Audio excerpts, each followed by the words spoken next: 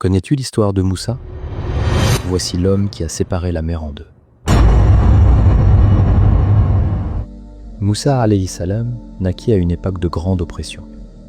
Le pharaon d'Égypte, arrogant et tyrannique, se proclamait Dieu et faisait tuer les nouveau-nés des enfants d'Israël, craignant qu'un jour l'un d'eux ne mette fin à son règne.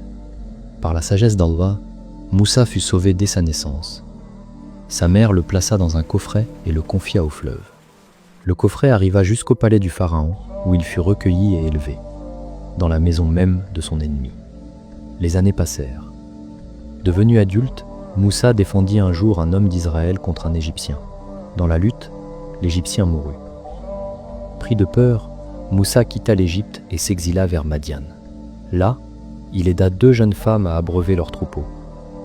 Leur père, homme pieux et âgé, l'accueillit et lui donna l'une de ses filles en mariage. Moussa vécut plusieurs années auprès d'eux.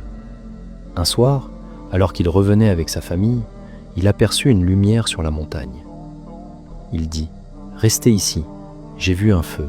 Peut-être y trouverai-je de quoi me guider ou un tison pour vous réchauffer. » Quand il s'approcha, Allah l'appela. « Ô Moussa, je suis ton Seigneur. Ôte tes sandales, car tu es dans la vallée sacrée. » Puis Allah lui ordonna « Va vers Pharaon, car il a transgressé. » Moussa craignait, mais Allah le rassura et lui donna deux signes. Son bâton qui se transformait en serpent vivant et sa main qui devenait blanche et éclatante sans mal. Moussa retourna en Égypte avec son frère Haroun, qu'Allah avait désigné pour l'accompagner. Ils se présentèrent devant Pharaon et l'appelèrent à Allah. « Libère les enfants d'Israël. » Pharaon se moqua. « N'avons-nous pas élevé cet homme dans notre maison, et maintenant il vient contre nous ?» Il convoqua ses magiciens pour défier Moussa. Devant une foule immense, ils jetèrent leurs cordes et leurs bâtons qui devinrent des serpents illusoires. Mais quand Moussa jeta son bâton, il devint un serpent véritable et engloutit leurs mensonges. Les magiciens, voyant la vérité, se prosternèrent aussitôt. Nous croyons au Seigneur de Moussa de Haroun.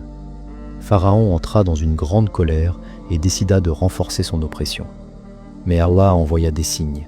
Sécheresse, criquets, grenouilles, sang dans l'eau. Pourtant, Pharaon et son peuple restèrent arrogants. Alors Allah ordonna à Moussa de faire sortir son peuple d'Égypte. Dans la nuit, ils marchèrent jusqu'à la mer. Derrière eux, l'armée de Pharaon les poursuivait. Devant eux, l'eau s'étendait comme un mur infranchissable. Le peuple cria « Nous allons être rejoints !» Moussa répondit avec certitude « Non.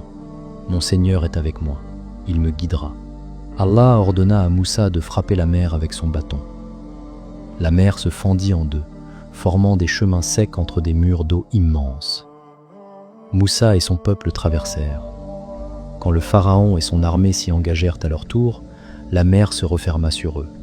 Le tyran fut englouti et son règne prit fin.